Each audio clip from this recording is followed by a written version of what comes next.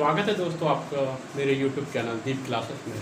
दोस्तों आज हम पढ़ेंगे जलियांवाला बाग हत्याकांड के बारे में, जो कि 13 अप्रैल 1919 को हुआ था। आइए थोड़ा सा इसके बैकग्राउंड के बारे में जान लेते हैं। आपने सुना होगा रोलेक्ट एक्ट। तो रोलेक्ट एक्ट बिना अपील, बिना दलील और बिना वकील वाला एक कानून था, जिसके तहत हम किसी भी व्यक्ति, पुलिस किसी भी संदेह के आधार पर किसी व्यक्ति को उठा कर लेके जा सकती थी और उसे 2 साल तक का कारोबार दे सकती थी। इसी उद्देश्य में पुलिस ने टारगेट बनाया डॉक्टर सैफुद्दीन किचलू और डॉक्टर सत्यपाल, जो कि अमृतसर के बहुत ही स्थानीय, यानी कि अमृतसर के बहुत प्रसिद्ध नेता थे, स्थानीय लीडर थे। तो इनके इस कानून के विरोध में वहाँ एक जनसभा आयोजित की गई, जिसका का नाम था जलियांवाला बाग। वहाँ जाने का एक ही द्वार था, ठीक है। और एक हंसराज नामक एक व्यक्ति ने अंग्रेजों को सूचित कर दिया कि आपके अंग्रेजी शासन के विरुद्ध ये गतिविधियाँ हो रही हैं, जिस पर ब्रिगेडियर जनरल रेगिनाल्ड डायर ने पंजाब प्रांत के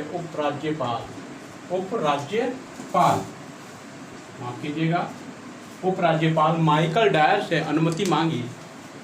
इन्होंने इनको अनुमति दे दी। इन्होंने दी अनुमति माइकल डायर ने जनरल रेगिनाल्ड डायर को। इनकी अनुमति पर ही इन्होंने गोलियां निहत्थे, जिसमें जो सभा हुई थी उसमें बच्चे, बूढ़े, बुजुर्ग और कई क्रांतिकारी शामिल थे। उन निहत्थे लोगों पर इन्होंने जिसके आदेश पर जनरल रेगिनाल्ड डायर ने गोलियां बरसाई और वहां जाने का एक ही रास्ता था। उस रास्ते को उन्होंने तोप से बंद कर दिया था, तोप लगवा दी थी और एक जत्था सैनिकों का उस रास्ते पर था। बाकी तीनों ओर से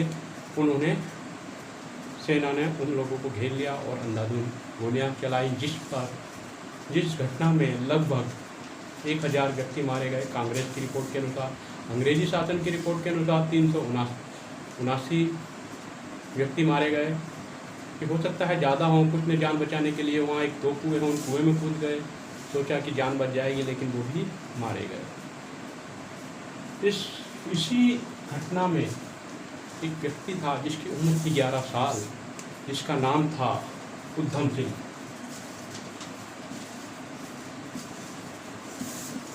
कितनी उम्र थी? 11 वर्ष।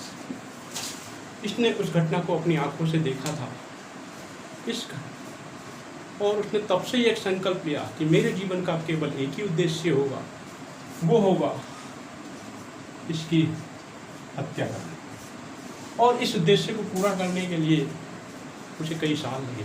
गरीब था, अनाथालय में पला बड़ा हुआ था। एक भाई थे, उनकी मृत्यु हो गई थी। अब पैसे चाहिए, लंदन जाने के लिए पैसा चाहिए।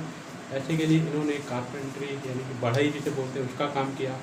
फिर ये लंदन पहुँचे किसी तरीके से। वहाँ पिस्टल खरीदने के लिए भी इन्होंने वहाँ पानी पिलाने वगैरह कोई काम किया। और एक सभा हो रही थी कैक्सटल हॉल में 1940 में। वहाँ उधम सिंह ने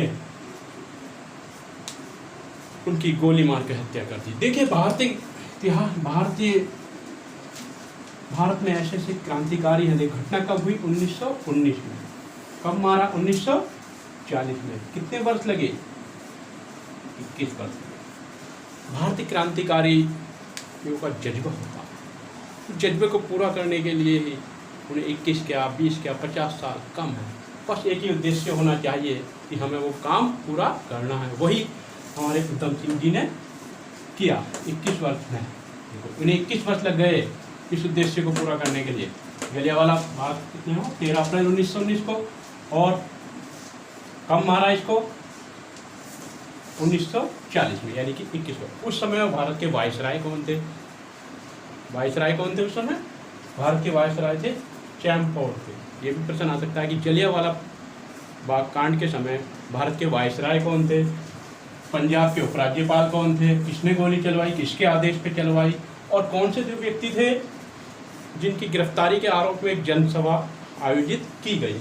आपके सब कुछ समझ में आया होगा। देखिए, इसी आधार पर एक जांच कमेटी बनी, वो खाली दिखावा था, अंडर आयोग। उसमें 7 सदस्य थे, 4 सदस्य अंग्रेज थे और 3 सदस्य भारतीय थे। लेकिन आप जानते हैं, जिसका बहुमत होगा उसकी रिपोर्ट मानी जाएगी। नतीजा ये हुआ, इसे दोष मुक्त करार दिया गया और इसे ब्रिटिश साम्राज्य का शेर की उपाधि दी गई। आशा करता हूँ ये वीडियो आपको अच्छी लगी होगी। यदि अच्छी लगी है तो मेरे चैनल को सब्सक्राइब करें और मेरी वीडियो को लाइक करें, ताकि मैं भविष्य में इस तरीके की वीडियो और बना सकूँ। मिलते हैं एक आगे अच्छी वीडियो में। धन्यवाद।